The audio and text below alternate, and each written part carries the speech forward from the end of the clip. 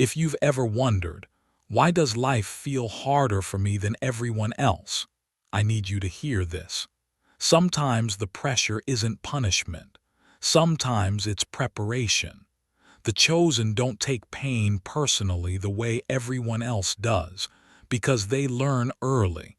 Not everything that hurts is here to harm you. Some things hurt because they're shaping you into someone who can carry what you asked for. Most people want a smooth road.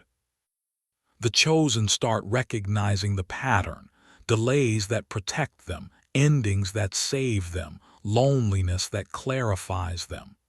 They stop interpreting every setback as a rejection and start reading it as a redirection. And yes, there are nights where you feel invisible, where you're doing the right thing and still losing. The chosen understand something before everyone else. Your season isn't always meant to be understood by spectators. It's meant to be survived by you. This audiobook is for the person who's tired of being strong and just wants meaning. If that's you, don't leave. Like, subscribe, and share this with the one person who needs hope that actually makes sense. Chapter 1. The advantage of being early. Most people wait for proof. The chosen move on principle. Think about the first time you saw someone win big and it looked like it happened overnight. A small business owner suddenly has a line out the door. A quiet employee becomes the person everyone depends on. A young couple buys a house in a neighborhood everyone said was too risky. And 5 years later, it's the place everybody wants to live. The crowd calls it luck. The crowd calls it timing. The crowd calls it being in the right place at the right time. But the truth is simpler, tougher, and more uncomfortable. They were early on purpose. The chosen understand something that the average mind refuses to accept. The world rewards the person who can commit before the results arrive. That's not reckless, that's disciplined. That's the kind of faith you build with daily work, not the kind you borrow from excitement. I want you to picture a farmer in the Midwest. Early spring, ground still cold, the air still biting. He stands at the edge of his field with a bag of seed. There is no guarantee in the sky, no applause from the neighbors, no headline, just dirt, wind, and a decision. The seed goes into the ground anyway. Because the farmer is not planting for today's weather, he is planting for the harvest he intends to create. Most people are not farmers, they're shoppers. They want to walk into a store, see the finished product, compare options, read reviews, and then decide. They want to be certain. They want to reduce risk. They want a return policy. But growth doesn't come with a receipt. The life you want cannot be purchased after you see it on the shelf. It must be built before anyone believes it exists. That's why being early is an advantage, and that's why it feels lonely. There was a young woman in Detroit who worked a regular job and took the bus home each evening. The ride was long and loud, filled with people exhausted from their day. She carried a notebook like it was a secret. While others scrolled and complained, she wrote. She wrote about the kind of life she wanted, the kind of work she wanted, the kind of person she needed to become to handle it. She didn't know anyone who lived that way. She didn't have a rich uncle, a famous mentor, or a perfect plan. What she had was an early commitment. Every night she wrote and studied and practiced. She created a portfolio. She built skills. She built a reputation online by sharing what she was learning. For months, nothing happened. For a year, nothing big happened.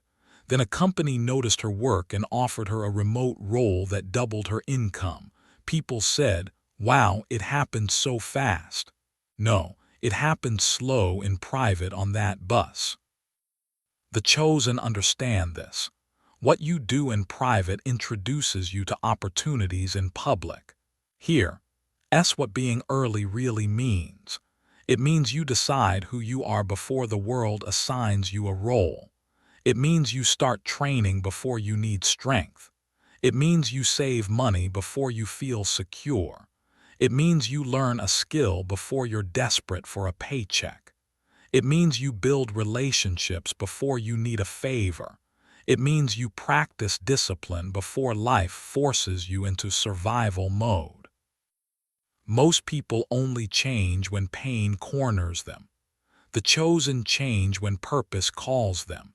In America, we're raised on visible wins, scoreboards, rankings, followers, numbers, promotions, degrees framed on walls. That's not wrong, but it can train you to depend on external signals. If you only move when the signal is green, you'll stay parked while others build momentum. The chosen don't wait for the signal. They become the signal. Their habits tell them it's time. Their standards tell them it's time. Their identity tells them it's time. There's a story I heard from a coach who trained high school athletes in Texas. Two kids showed up for preseason training. One was naturally talented, big, fast, confident. The other was average on paper, not slow but not special, not weak but not dominant. The talented kid trained hard when scouts came to town. The average kid trained hard when nobody was watching. He was early to practice, last to leave, and obsessed with fundamentals. By the time the season started, the average kid had become dangerous, not because he discovered a magic trick, but because he stacked the unglamorous reps. At the end of the year, the scouts came again. They saw a different player. The average kid earned the scholarship. Talent is a spark. Consistency is a furnace. Being early doesn't mean you rush. It means you start. It means you accept the discomfort of being misunderstood. It means you're willing to be the person in your family who breaks patterns. The one who says, "I'm not doing it that way anymore."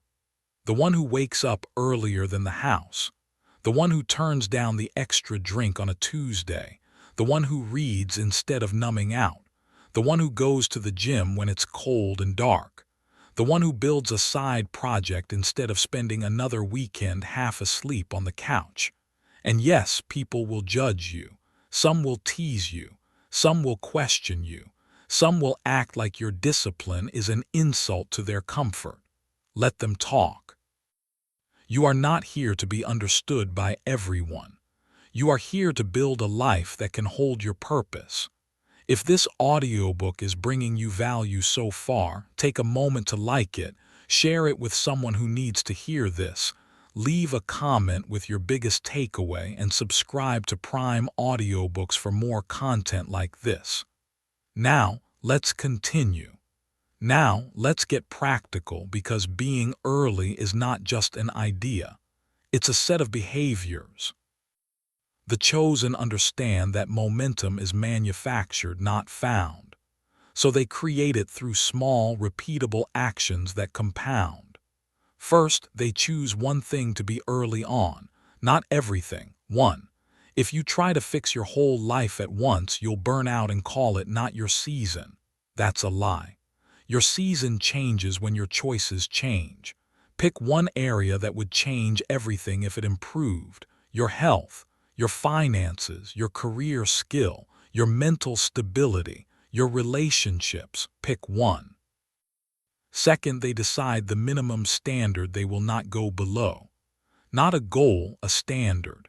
A goal is something you reach and then forget. A standard is who you are. A goal says, "I want to work out." A standard says, "I don't miss 2 days in a row." A goal says, "I want to save money." A standard says, "I pay myself first every paycheck no matter what." A goal says, "I want to read more." A standard says, "I read 10 pages before I touch my phone." Third, they remove friction from the right choices and add friction to the wrong ones. This is where most motivation dies. People try to use willpower to fight systems that are designed to drain them.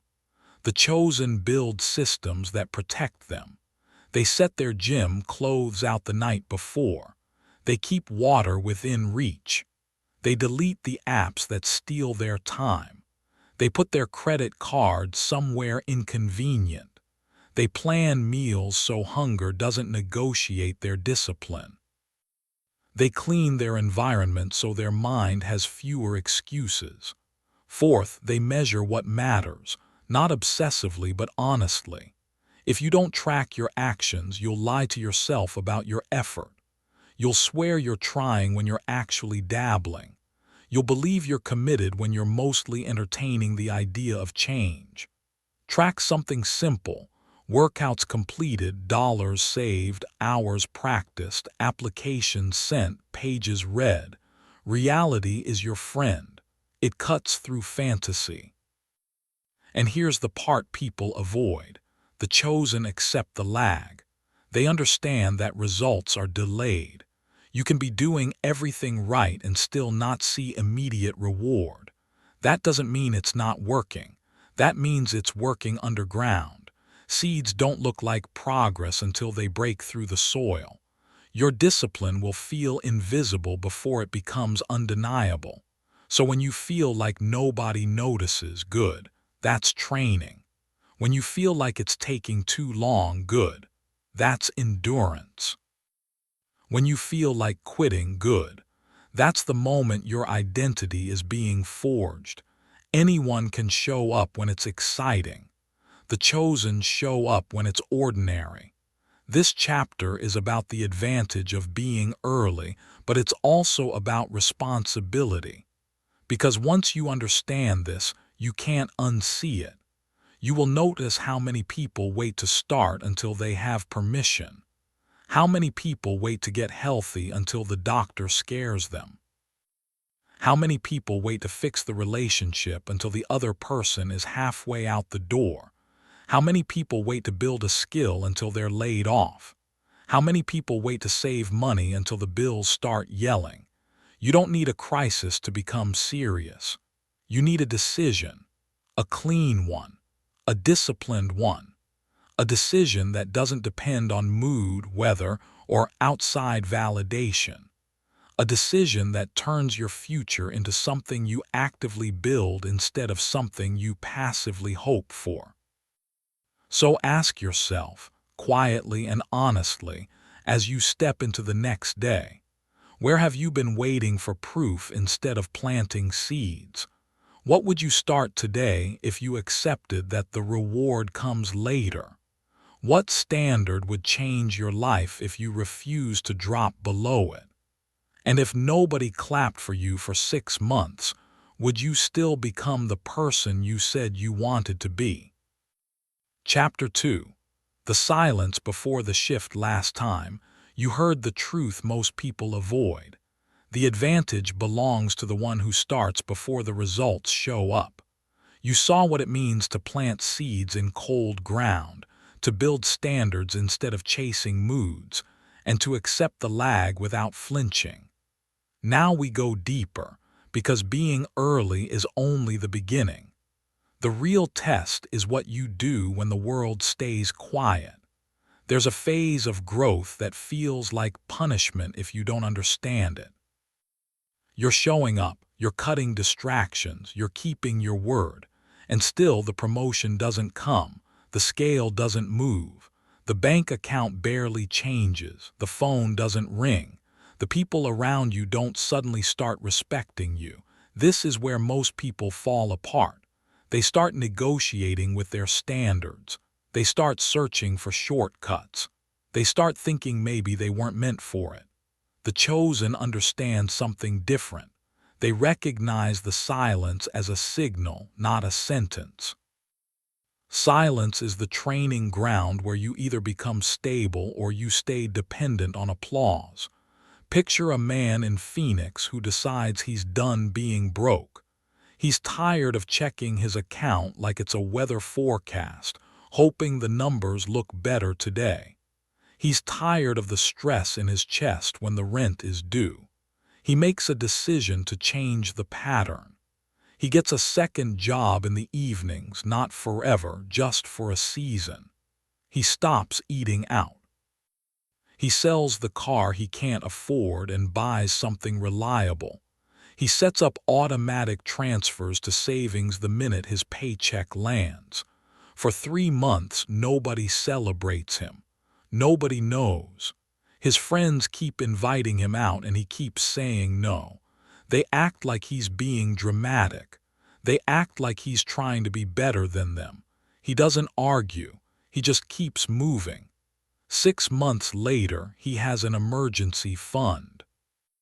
For the first time in years, a surprise expense doesn't knock him into panic. A year later, he's paid off the debt that used to own him.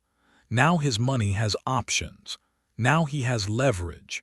The outside world calls it a financial turnaround. He knows it was a private war fought in silence. That's the shift. The chosen don't need the crowd to confirm what they already decided. Most people treat motivation like gasoline. If they can feel it, they can move. If they can't feel it, they stop. But gasoline runs out. The chosen build an engine. They run on identity. They run on standards. They run on routines that don't ask permission from their emotions. Here's the trap you have to see clearly. The mind wants immediate proof that effort matters. If it doesn't get proof, it starts to protect you from disappointment. It whispers, this isn't working. It whispers, you're different. It whispers, maybe you should wait until you have more time. That voice isn't wisdom. It's self-preservation. And if you obey it, you will stay safe and small. The chosen don't silence that voice with hype.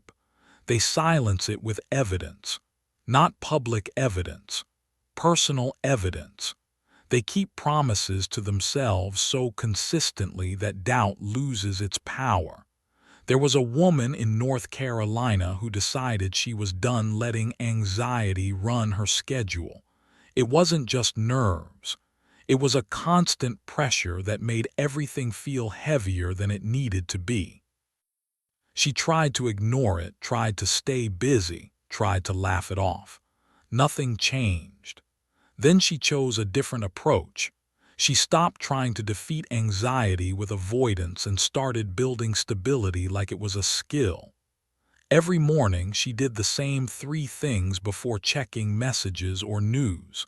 She drank water, took a walk outside, and wrote down what mattered most for the day in a simple notebook. Not a fantasy plan, just the next right actions. At night, she shut screens down earlier and read for a few minutes, then took slow breaths until her body softened. It wasn't glamorous. It didn't make for a dramatic story. The first week didn't feel better. The second week didn't feel better. But she kept going, not to chase a mood, but to train her nervous system. One day, she noticed something small. A stressful email came in and her chest didn't seize the way it used to. Another day, she had a tough conversation and didn't spiral afterward. Little by little, her reactions changed. Her capacity grew. Her life got bigger without needing to be chaotic. She didn't become fearless. She became practiced. The chosen don't wait for fear to disappear. They learn how to function with it in the passenger seat, not the driver's seat. That's what the silence does. It exposes what you're really depending on. Are you depending on outcomes? Are you depending on compliments? Are you depending on quick wins to keep you moving? Or are you depending on who you said you are? If you're honest, you can see where your discipline collapses. It collapses in the moments nobody will ever know about. The extra hour you waste because you feel entitled to comfort. The purchase you justify because you're stressed. The workout you skip because you're tired, even though you're tired from scrolling, not from building. The conversation you avoid because you'd rather keep the peace than tell the truth. This is where the chosen separate themselves. Not with dramatic speeches, but with quiet decisions. You don't need to become extreme. You need to become consistent. Consistency is not about being perfect. It's about being dependable. dependable to your future, dependable to your word, dependable when the day is boring, when the day is heavy, and when the day is inconvenient. Here's a metaphor that will lock it in. Think about a lighthouse on the coast. It doesn't chase ships. It doesn't move with the waves. It doesn't panic in storms. It stands. It shines. It does its job whether anyone is watching or not. The chosen build their lives like a lighthouse, stable, predictable, unshakable in the basics. This is what stability looks like in real life. It looks like waking up close to the same time most days, even when you don't feel like it. It looks like handling your body like an asset, not an afterthought. It looks like protecting your attention like it's money, because it is. It looks like telling the truth faster, apologizing when you're wrong, and not hiding behind pride. It looks like doing the simple things so well that chaos has less space to grow. And it looks like understanding that people will not clap for this part. They will clap for the result. They will clap for the highlight. They will clap when it's obvious. But the chosen don't need claps. They need standards. A man in Chicago once described it like this. He was tired of being the guy who talked about plans but didn't follow through. So he stopped making announcements. No more big declarations. No more social media promises. He made his goals private and his habits public only to himself. He created a calendar system where he tracked his workouts, his study hours, and his spending. Every day he kept his word, he marked it. Every day he broke it, he marked that too. Not to shame himself, but to stop lying. After 30 days, the calendar told the truth. His intentions were good. His consistency was, so he adjusted his environment. He made it easier to do what mattered and harder to do what didn't. He started small and refused to quit. After 90 days, his body changed. His focus sharpened. His finances stabilized. And something deeper happened. He trusted himself again. That's the reward the chosen are really after. Self-trust. When you trust yourself, you stop bargaining with your future. When you trust yourself, you stop needing constant reassurance. When you trust yourself, you can walk into hard seasons without collapsing. Now listen closely, because this is the practical line that changes everything. You must decide what kind of person you are on your worst day, not your best day. Your best day is easy to love. Your worst day is the one that defines you. On your worst day, do you still protect your standards? On your worst day, do you still do something, even if it's small? On your worst day, do you still refuse to run back to old habits for comfort? The chosen don't ask for a perfect day. They build a minimum they will honor even when life punches them in the mouth. That minimum might be a short walk instead of a full workout. It might be making your bed, eating a decent meal, and going to bed on time. It might be 10 minutes of practice when you can't do an hour. It might be one honest conversation instead of a week of avoidance. The minimum is not weakness. The minimum is continuity. Continuity is power, because here's the truth about the shift you're waiting for. The shift is not always loud. Sometimes it's invisible until suddenly it's obvious. A door opens. A relationship changes. Your body starts responding. Your mind feels clearer. Your finances stop bleeding. And people will ask what happened to you. They'll think you found a secret. They won't realize you simply stopped quitting during the quiet parts. If this audiobook is bringing you value so far, take a moment to like it, share it with someone who needs to hear this. Leave a comment with your biggest takeaway and subscribe to Prime Audiobooks for more content like this. Now, let's continue. Now take the silence seriously. Not as a punishment, but as a gift. Silence is where you become the kind of person who can handle what you've been praying for. Silence is where you stop performing and start transforming. Silence is where you learn to show up without needing to be rescued by excitement. So as you move forward from this chapter, ask yourself with complete honesty, where have you been demanding quick proof instead of building quiet power? What standards will you protect when nobody is watching and nothing is happening yet? What is the minimum you will honor on your worst day so you never lose continuity? And if your next breakthrough requires patience, discipline, and self-trust, are you willing to live like the shift is already on its way? Chapter 3. The discipline of identity. You've already seen the first two truths that separate you from the crowd. You move before results show up, and you stay steady when the world stays quiet. You learn to plant early, to accept the lag, and to build self-trust in the unseen. Now it's time to understand the deeper engine under all of it. Because the chosen don't just do different things, they become someone different on purpose. Most people live from the outside in. They wait for life to tell them who they are. They let their bank account define their confidence. They let their past define their ceiling. They let other people's opinions decide what they attempt. And when they fail, they call it proof. Proof they're not built for it. Proof they're not talented enough. Proof they're not the kind of person who can change. The chosen flip the direction. They live from the inside out. They decide who they are first, and then they behave like it until reality catches up. Identity is not what you say you want. Identity is what you do when you're tired, tempted, irritated, distracted, or disappointed. Identity is your default setting. And if you don't choose your identity, the environment will choose it for you. Think about a new recruit at a fire station. First day, he's excited, loud, full of energy. He wants the jacket, the respect, the story. But the station doesn't care about his excitement. The station cares about his readiness. The calls don't wait for his mood.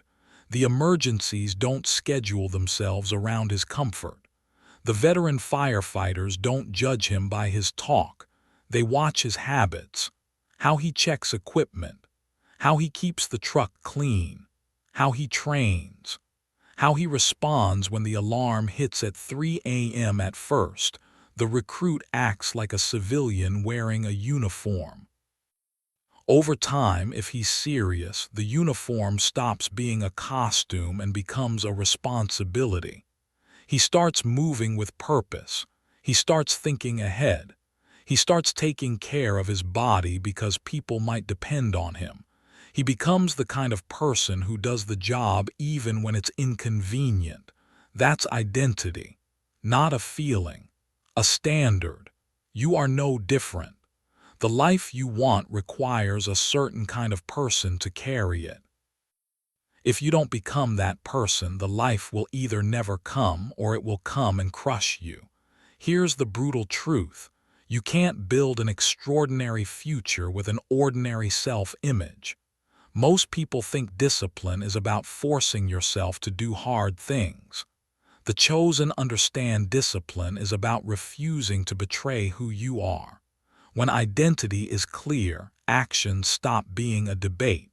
You don't negotiate with your values. You don't argue with your standards. You simply do what aligns.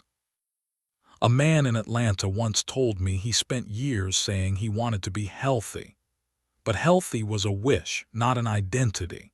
He'd work out for a week, then disappear for a month. He'd eat well for a few days, then treat stress like an excuse to self-destruct. He wasn't failing because he lacked information. He was failing because his identity was still tied to the old version of himself, the guy who starts and stops. Then he made one change that sounded small but rewired everything. He stopped calling himself someone who wanted to be healthy. He started calling himself a person who trains. not a person who sometimes trains when motivated, a person who trains the way a driver drives and a teacher teaches. He attached it to who he was. At first, it felt fake. He didn't look like the person he was claiming to be. His body didn't match the identity. His past didn't match the identity, but he kept it anyway. He trained on days he didn't want to. He trained when nobody cared. He trained through plateaus, and after months something shifted. He didn't need hype to go. It became normal. His identity made the decision for him. This is the part most people miss. Identity is built through evidence. You don't get evidence by thinking. You get evidence by doing. Every time you keep your word, you deposit proof into your self-trust account. Every time you break it, you withdraw trust. Eventually, the balance shows. That's why the chosen are careful about what they promise themselves. They don't set dramatic goals that feel impressive for a day and collapse by Friday. They set standards they can honor. Then they raise them. A woman in Seattle was trying to change careers into tech. She had a full-time job, kids, and a schedule that didn't care about her dreams. At first, she tried to study in huge blocks of time like she was preparing for an exam. It didn't work. Life kept interrupting. She'd miss a day, feel behind, and quit for 2 weeks out of shame. Then she changed the identity. She stopped being someone who was trying to learn. She became someone who practices daily, even if it's brief. She set a rule, no 0 days. Some days it was 30 minutes. Some days it was 10, but she touched the material every day. She wrote notes. She built small projects. She asked questions. She showed up like a professional, not a hobbyist. A year later, she wasn't just knowledgeable. She was fluent, and she carried herself differently in interviews because she had earned that confidence. Not from affirmations, from receipts. Now let me bring this into your real life with clarity. The chosen understand you must define your identity in specific language, not vague, not emotional, specific. You don't say, I want to be disciplined. You say, I keep my word to myself even when it's inconvenient. You don't say, I want to be successful. You say, I do the work that creates value and I finish what I start. You don't say, I want better relationships. You say, I tell the truth, I listen, and I address problems early instead of letting them rot. The words you use matter because your mind follows the script you repeatedly hand it. But it's not enough to declare identity. You have to protect it from the biggest threat, casual compromise. Casual compromise is the slow leak that ruins strong people. It's when you say, it's just this once. It's when you let one late night become a week. It's when you let one bad meal become a weekend. It's when you let one missed workout become a month. It's when you let one avoided conversation become a broken relationship. The chosen don't avoid mistakes. They avoid patterns. That's why they recover fast. They don't spiral into shame. They correct quickly because their identity is not fragile. They don't treat a slip as permission to collapse. They treat it as feedback. They ask, what system failed me? What environment made this easy? What boundary do I need? A simple example, your phone. Most people treat attention like it's unlimited. It's not. Attention is your life in measurable units. Where your attention goes, your life follows. The chosen treat attention like a budget.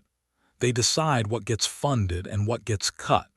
If you keep waking up and handing the first hour of your day to other people's noise, you are training your mind to be reactive. You are teaching your nervous system that you are not the leader of your day. You're the responder.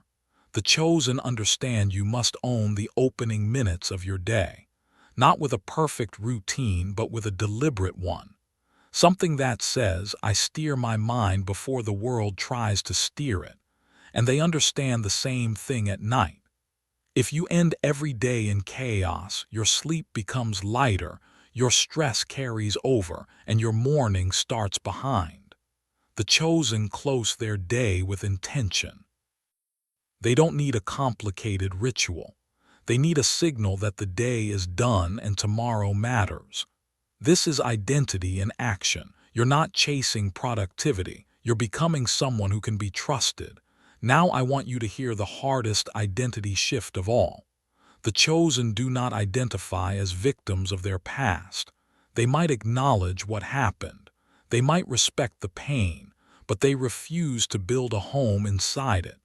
In the United States, plenty of people carry real setbacks, family dysfunction, debt, poor schools, bad neighborhoods, layoffs, health scares, divorce, betrayal. Those things are real, but the chosen understand that pain is not a permission slip to stay powerless. It's a call to build strength. They do not deny reality. They refuse to surrender to it. That means you stop telling the story where life keeps happening to you, and you start telling the story where you are building your way out. You stop rehearsing the excuses and start rehearsing the actions. You stop waiting for someone to rescue you and become the kind of person who rescues your future self. This is why identity is the discipline behind discipline. If you don't decide who you are, you will keep drifting back to what is familiar. Familiar can be miserable, but it feels safe. The chosen understand that the future you want will feel unfamiliar at first. That's not a warning sign. That's growth. So here is the test you can run starting today. When you face a decision, ask yourself, what would the person I'm becoming do next? Not the person you used to be, not the person you feel like today, the person you're becoming. When you ask that question enough times, you stop relying on motivation. You start relying on identity, and identity will carry you through storms. If this audiobook is bringing you value so far, take a moment to like it, share it with someone who needs to hear this. Leave a comment with your biggest takeaway and subscribe to Prime Audiobooks for more content like this. Now let's continue. Now let it land. The chosen don't wait to feel ready. They build readiness by keeping promises, protecting attention, and refusing casual compromise. They don't act like their identity is a mood. They act like it's a contract. So ask yourself, with no drama and no excuses, what identity have you been rehearsing without realizing it? What standard do you need to set so your daily actions finally match the future you say you want? What promise to yourself, if you kept it for the next 30 days, would create undeniable evidence that you are changing? And when the next temptation shows up, will you answer as the person you've been or as the person you've decided to become? Chapter 4. The Power of Selective Focus. You've already learned how the chosen move early, stay steady in the quiet, and build discipline from identity instead of mood. You've seen that results don't arrive on your timeline, and that self-trust is earned through repeated proof. Now we take the next step, because even the strongest identity gets diluted if your attention is everywhere. The chosen understand a simple truth. Focus is not a personality trait, it's a decision you protect. Most people don't fail because they lack potential. They fail because they leak their energy. They start 10 things, finish 2. They chase new ideas the way a bored kid chases fireflies, sprinting from one glow to the next, never holding onto anything long enough for it to matter. They confuse movement with progress, urgency with importance, busyness with value. The chosen don't live like that. They live like builders. Builders don't show up to a job site and swing a hammer at random. They pick a target, measure twice, and strike with purpose. They know the difference between noise and signal. They know that a life worth living is not created by doing more. It's created by doing what matters consistently for long enough to make it real. In the United States, distraction is everywhere. Notifications, news cycles, endless entertainment, opinions you didn't ask for. It's easy to lose days without noticing. And the worst part is this: distraction often feels like relief. It feels like a break. It feels like you're resting. But a lot of what people call rest is just avoidance dressed up in comfort. The chosen rest on purpose. They don't avoid on accident. Picture a young man in Tampa who wants to start a business. He has the drive. He has the dream. He has the late-night energy where everything feels possible, but every week he's starting over. One week it's an online store. Next week it's real estate. Next week it's a fitness brand. He watches videos, takes notes, buys courses, tells his friends about the big plan, and nothing materializes. One day he sits down and admits something painful. He's addicted to the feeling of starting. Starting gives him a hit of hope. Starting makes him feel like he's moving. But finishing requires endurance, and endurance doesn't feel exciting. Endurance feels like repetition. Endurance feels like saying no to distractions and yes to the same work again. So he makes a different move. He chooses one path, one offer, one customer type, one skill set. He stops listening to every new voice and starts listening to his calendar. He blocks time every morning for work that produces value. No browsing, no researching, producing.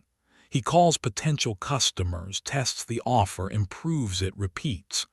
3 months later, he has his first consistent revenue. It's not glamorous yet, but it's real. And real is always better than imaginary. That's selective focus. It's not about doing what you like. It's about doing what works. The chosen understand focus is built by subtraction. They remove what doesn't belong. They cut what drains them. They stop giving prime hours to low-value habits. Here's where most people get it twisted. They think focus means forcing yourself to concentrate harder. That's only part of it. Real focus starts with boundaries. If you don't defend your time, someone else will spend it for you. If you don't choose your priorities, the world will hand you theirs. In practical terms, boundaries look like this. You decide what you do before you decide what you don't do. You decide your top commitment for the day, then you protect it from everything that tries to steal it. Because the day is going to bring interruptions.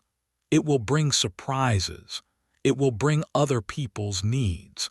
You can't control all of that, but you can control what you refuse to sacrifice. There was a woman in Minneapolis who worked in health care, long shifts, constant stress. She wanted to go back to school and earn a certification that would open doors, but she was exhausted. Every time she tried to study, she'd end up on her phone, telling herself she deserved to unwind. Weeks turned into months. She stayed stuck, not because she wasn't capable, but because her best energy was being donated to random noise. Then she made a hard decision. She chose a study window that matched her real life, not her fantasy life. 45 minutes after her shift, before she got comfortable. She kept her phone in the car during that time, not because she was trying to be extreme, but because she was trying to be honest. She knew that if the phone was near her, her attention would fracture. She treated that 45 minutes like a non-negotiable appointment with her future. At first, it felt brutal. Her mind begged for relief, but she held the line. A month later, she noticed she could focus faster. 2 months later, she was retaining information better. 6 months later, she passed the exam. People asked how she found the time. She didn't find it. She protected it. That's what the chosen do. They stop asking for time and start enforcing it. Selective focus also means you stop trying to win every battle. You choose the battles that actually build your life. Some arguments aren't worth your energy. Some drama isn't worth your attention. Some relationships aren't worth the version of you they keep pulling you back into. This doesn't mean you become cold. It means you become clear. The chosen understand that attention is a limited resource and whatever you feed grows. If you feed resentment, resentment grows. If you feed fear, fear grows. If you feed gossip, your mind becomes cluttered. If you feed discipline, your life becomes stable. The mind is like a garden. You can't plant everything. And if you plant nothing intentionally, weeds will still grow. So how do you practice selective focus without making it complicated? Start with a daily anchor. One task that, if completed, makes the day a win, not 20 tasks. 1. The chosen have a main thing. It might be a workout, a study session, a sales call, a chapter written, an application submitted, a difficult conversation handled.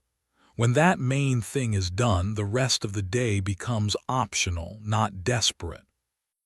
Next, separate planning from doing. Most people mix them and call it productivity. They spend hours organizing, researching, adjusting, and preparing, but they avoid the work that creates results. The chosen don't confuse preparation with production. They plan quickly, then execute. They don't need perfect conditions. They need motion. Then create a rule for your distractions. Not a wish, a rule. For example, no social media until your main thing is completed. Or no news until after lunch. Or phone stays out of the bedroom. Or notifications off except for calls from family. Your brain doesn't need constant stimulation. It needs a stable environment so it can work. And here's another move the chosen make that changes everything.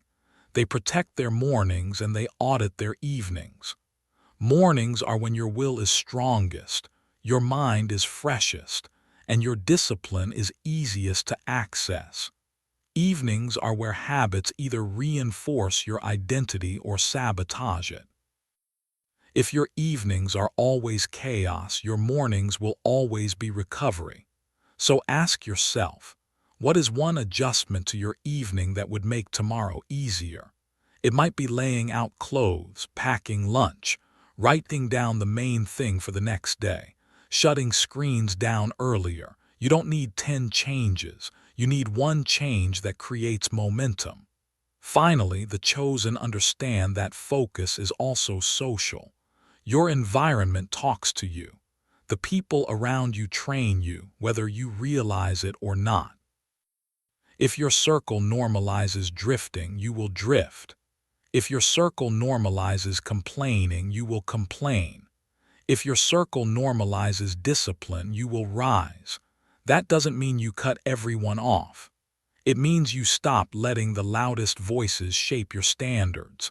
It means you spend more time around people who build, people who keep promises, people who take responsibility. Even if that's just through a community group, a class, a gym, or a professional network. Selective focus is not about being perfect. It's about being deliberate. It's about knowing what matters, then building your life around it. The chosen don't try to live 10 lives at once. They choose one direction and walk it until it becomes real. If this audiobook is bringing you value so far, take a moment to like it, share it with someone who needs to hear this, leave a comment with your biggest takeaway, and subscribe to Prime Audiobooks for more content like this. Now, let's continue. Now sit with the truth. Your future is on the other side of your ability to concentrate on what matters and ignore what doesn't. So ask yourself, with no excuses and no delay, What is the one main thing that deserves your best energy right now? What distractions have you been calling rest that are actually keeping you stuck? What boundary would instantly improve your focus if you enforced it starting today? And if your attention is the steering wheel of your life, who or what have you been letting grab it, and what will you do to take it back? Chapter 5. The courage to pay the price. You've learned how the chosen start before results appear. Stand firm through the quiet, build discipline from identity, and protect their future with selective focus. You've seen that momentum is manufactured, not granted, and that boundaries turn potential into progress. Now comes the part that decides whether all of that becomes real in your life. Because focus and identity mean nothing if you refuse the cost. Every meaningful life comes with a price tag. Most people don't fail because they can't pay it. They fail because they keep pretending it should be free. They want the stronger body without the training, the stable mind without the hard conversations, the financial breathing room without saying no to comforts, the career upgrade without being a beginner again, the relationship they dream about without the humility to change their own patterns. They want the reward without the receipt. The chosen understand that cost is not cruelty. Cost is proof. The price is what separates a wish from a commitment. Think about a man in rural Ohio who decides he's going to become the first in his family to graduate college. It's not just a personal goal. It's a shift in the story of his whole bloodline. But his life doesn't pause to make room for that dream. He's working a job, helping at home, dealing with stress that doesn't care about his schedule. The first semester hits him like a wall. He sees students who seem to float through it with support and time and money. He feels behind. He feels out of place. And for a moment the old story tries to claim him. Maybe this isn't for me. Here's what the chosen do differently. They don't argue with the cost. They accept it. They adjust. He starts studying in the gaps, between shifts, during lunch, on weekends when others are relaxing. He goes to office hours even when it's uncomfortable. He asks questions when he'd rather look like he already knows. He builds a routine. He protects it. He stops needing the process to feel good and starts caring whether it's effective. By the time he walks across that stage, the degree matters, yes. But the bigger win is what he became. The kind of person who can carry pressure without folding. The kind of person who can pay the price without complaining about the bill. Most people try to negotiate with reality. The chosen negotiate with themselves. There are two kinds of pain in life: the pain of discipline and the pain of regret. The pain of discipline is a controlled burn. It's the sting of waking up earlier, the discomfort of telling the truth, the tension of saving money when you could spend it, the awkwardness of being a beginner, the strain of staying consistent when nobody cares. It's sharp, but it's clean. Regret is a slow rot. It's the quiet dread of knowing you avoided what mattered. It's watching years pass while you keep saying someday. It's looking back and realizing you traded your potential for comfort. Regret doesn't hit like a punch. It settles like dust until you can't breathe. The chosen choose their pain. They don't wait for life to choose it for them. Here's where people get stuck. They think paying the price means suffering non-stop, like they're supposed to grind themselves into the ground. That's not discipline. That's self-destruction. The chosen are not reckless. They are intentional. They pay the price that produces value, not the price that produces burnout. There's a difference between sacrifice and self-sabotage. Sacrifice is giving up what you want now for what you want most. Self-sabotage is giving up what you want most because you can't tolerate what you want now. A woman in Arizona learned this the hard way. She wanted to change her health, but she attacked it like a punishment. She went extreme, cut everything she enjoyed, worked out like she was trying to prove something to someone who didn't even know her name, and then she crashed. She quit. She gained the weight back and added shame on top of it. Then she tried a different approach. She stopped asking, "How can I punish myself into change?" and started asking, "What can I sustain?" She chose 3 lifts she could do consistently. She ate in a way that made her feel steady, not deprived. She walked every day, even if it was short. She tracked her commitments like a person who takes her life seriously. The results came slower than the hype promised, but they came, and more importantly, they stayed. The chosen don't chase intensity. They build durability. Paying the price also means accepting trade-offs. You don't get everything at once. In America, we're taught to believe we can have it all if we just want it badly enough. Want is not enough. Time is real. Energy is real. Attention is limited. If you're building something meaningful, some things will temporarily get less of you. That might mean fewer nights out for a season. It might mean saying no to some invitations. It might mean stepping away from certain friendships that only exist around bad habits. It might mean being misunderstood. It might mean being called obsessed or boring or selfish. Not because you are, but because your discipline makes other people confront their own lack of it. The chosen don't need to defend every decision. They let the results do the talking later. But here's the part nobody can do for you. Paying the price requires emotional maturity. Because the cost isn't just time and effort, it's also ego. Your ego wants to look good. Your ego wants to avoid embarrassment. Your ego wants to skip the beginner stage. Your ego wants to be praised immediately. Your ego wants to be right. Your ego wants to blame someone else when it gets hard. The chosen understand that ego is expensive. It will cost you opportunities, relationships, growth, and peace if you let it run the show. So they learn to pay a different price: humility. Humility looks like asking for help before you're desperate. It looks like admitting you've been inconsistent without dressing it up with excuses. It looks like apologizing quickly. It looks like learning from people who are younger than you, different than you, or ahead of you. It looks like being coachable. A guy in New Jersey wanted a better job, but he kept getting rejected. He blamed the economy. He blamed hiring managers.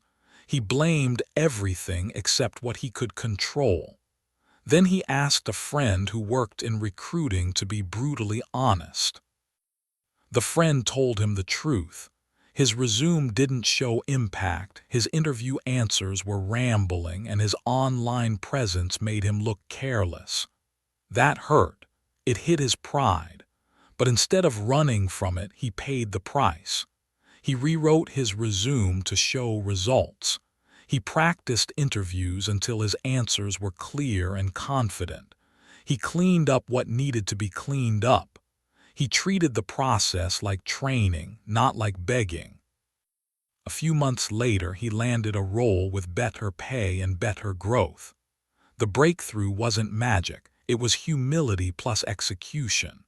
The chosen don't protect their ego. They protect their future. There's another price people avoid, and it's one of the biggest: the price of being alone sometimes. Not lonely alone. There's a difference. Lonely is feeling unwanted. Alone is choosing space so you can hear your own standards. If you're always surrounded by noise, you'll keep inheriting other people's expectations.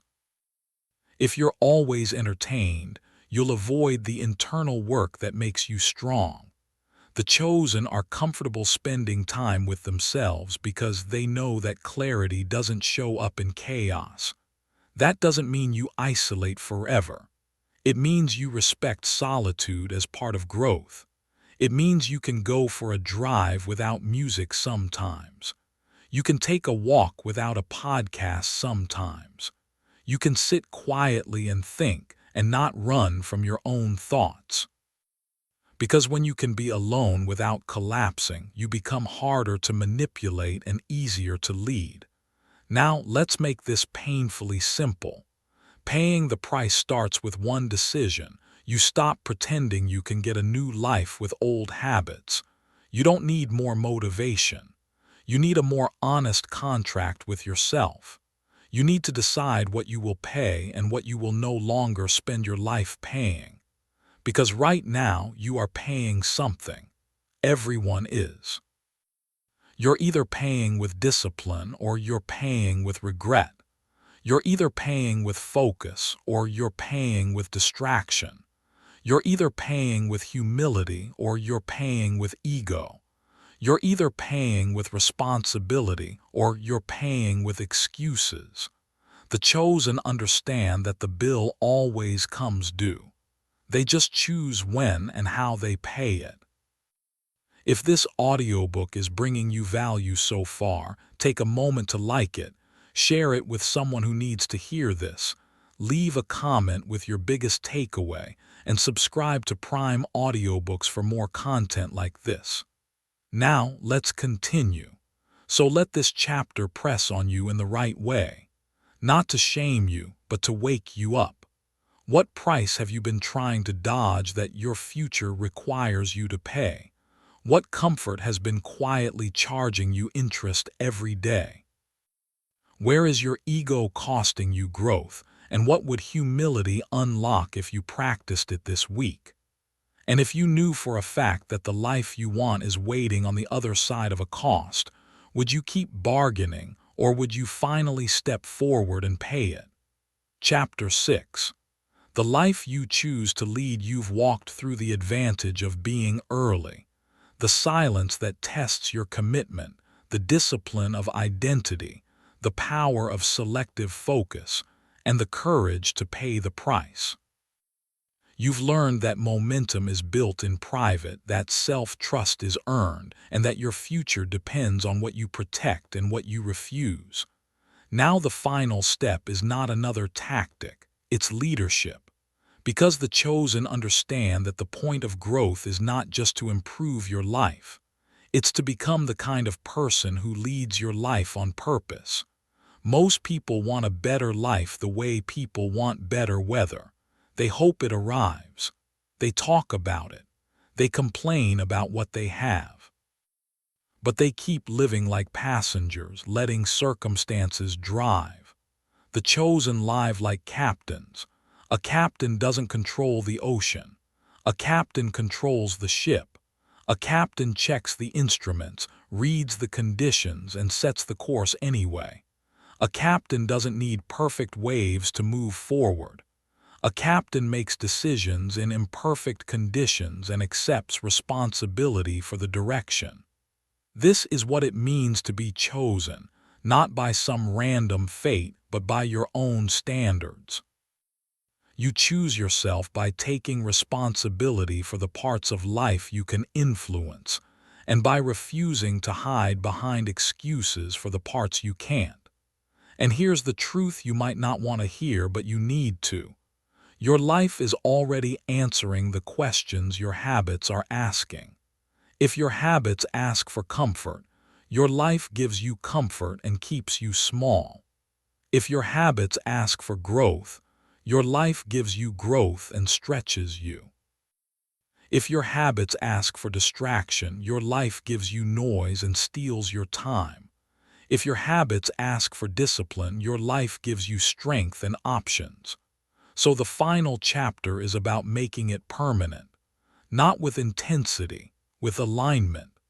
Alignment is when your standards, your focus, your identity, and your willingness to pay the price all point in the same direction. Alignment is when you stop living with internal conflict. You don't say one thing and do another. You don't want one future and feed another. You stop being divided. Most people are divided. They want health, but they feed habits that destroy it. They want peace, but they keep choosing chaos. They want respect, but they keep disrespecting themselves. They want freedom, but they keep buying chains and calling them treats. They want connection, but they keep avoiding truth. The chosen end the division. They understand that a powerful life is a unified life. Let's make this real with a picture you can feel. Imagine a father in California who has been telling himself he'll get serious once things settle down. Work is busy, kids have needs, bills are real, and his stress has become a lifestyle. He's present physically, but his mind is always somewhere else. He's short-tempered, exhausted, and quietly disappointed in himself. He keeps promising he'll change, but the promise has become a lullaby he sings to avoid acting. Then one night, his kid asks him to play, and he realizes he doesn't have the energy. Not because he worked too hard, but because he's been leaking it into distraction and neglect. That moment hits him like a mirror, not with shame, with clarity. He understands something. His family doesn't need his intentions. They need his leadership. So he starts small and serious. He owns his mornings. He trains his body, not for vanity, but for capacity. He stops numbing out at night and starts going to bed like tomorrow matters. He becomes more careful with his words. He starts handling problems early instead of letting them rot.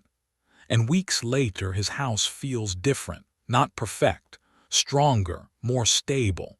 His kids feel it. His partner feels it. He feels it. That's leadership. Not yelling, not controlling, leading by becoming dependable. Leadership is what happens when you stop waiting for permission to be who you are. And this isn't only for parents. This is for anyone who wants a life that doesn't collapse under pressure. The chosen understand that the world doesn't need more talk. It needs more examples. It needs more people who keep their word. People who show up when it's hard. People who are steady when others are reactive. People who refuse to live as victims of their impulses. So what does it actually look like to lead your life from here forward? First, you commit to a personal code. Not a complicated list. A simple code that fits your real life. The chosen don't collect advice. They live by a code. Your code might sound like this in your own words. I keep my word. I don't miss 2 days in a row. I protect my mornings. I do the main thing before distractions. I tell the truth faster. I spend less than I earn. I train my body. I practice humility. I recover quickly when I slip. I don't negotiate with the habits that built my misery. When your code is clear, decisions get easier. You stop asking, what do I feel like doing? And start asking, what does my code require? Second, you build a rhythm, not a sprint. A rhythm is repeatable. A rhythm survives bad days. A rhythm doesn't collapse when life interrupts. The chosen don't depend on perfect weeks.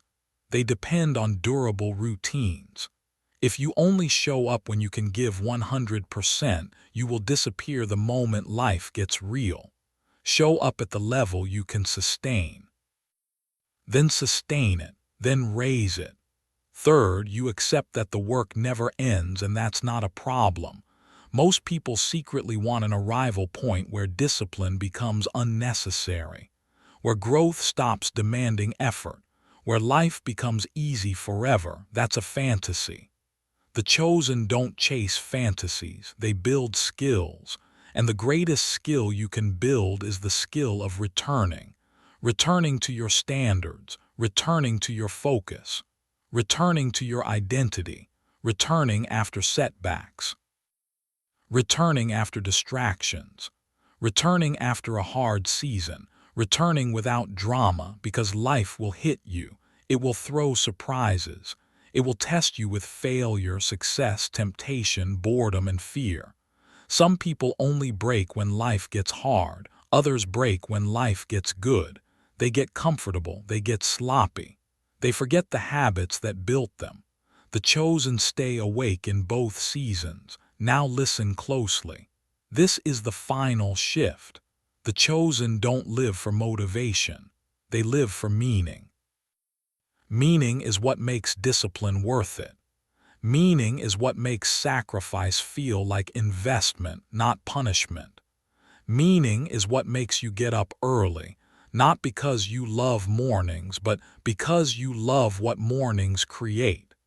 Meaning is what makes you say no to distraction, not because you hate fun, but because you love your future. Meaning is what makes you tell the truth, not because it's comfortable, but because it sets you free. So if you've been searching for the one thing that will make you consistent, stop searching outside yourself. You don't need a new trick. You need a deeper why, not a vague why, a sharp one. Why must you change? Who suffers if you do? Who benefits if you do? What becomes possible if you become the person you've been delaying? The chosen answer those questions with their actions. And here's the best part. When you build this kind of life, you don't just improve your circumstances. You become a signal to other people. Your discipline gives your friends permission to get serious. Your consistency shows your kids what standards look like. Your stability becomes a safe place for the people you love. Your self-trust makes you harder to shake. Your focus makes you dangerous in the best way, capable. You stop being someone who needs saving. You become someone who can build. This is where all 6 chapters meet. You start early because you don't need proof. You stay steady because silence doesn't scare you. You build identity because you refuse to drift. You protect focus because attention is your life. You pay the price because you respect the cost of meaning. And now you lead because you understand that your life is not something that happens to you. It's something you shape. So here's the call to action, and it's simple. Choose your code. Choose your main thing. Choose your minimum on hard days. Choose the boundaries that protect your attention. Choose the price you will pay with discipline so you don't pay with regret. And then live it, not for a week, not for a month. Live it until it becomes who you are. Because the chosen don't wait for a new year. They don't wait for Monday. They don't wait for the perfect moment. They start now with what they have, where they are, and they build. If this audiobook is bringing you value so far, take a moment to like it, share it with someone who needs to hear this, leave a comment with your biggest takeaway, and subscribe to Prime Audiobooks for more content like this. Now, let's continue. Now take one deep, honest look at your life and let it teach you. Where have you been living like a passenger instead of a captain? What code will you commit to when motivation fades and life gets loud? What boundary will you enforce to protect your focus and your future? What price are you willing to pay with pride and discipline so you never have to pay with regret again?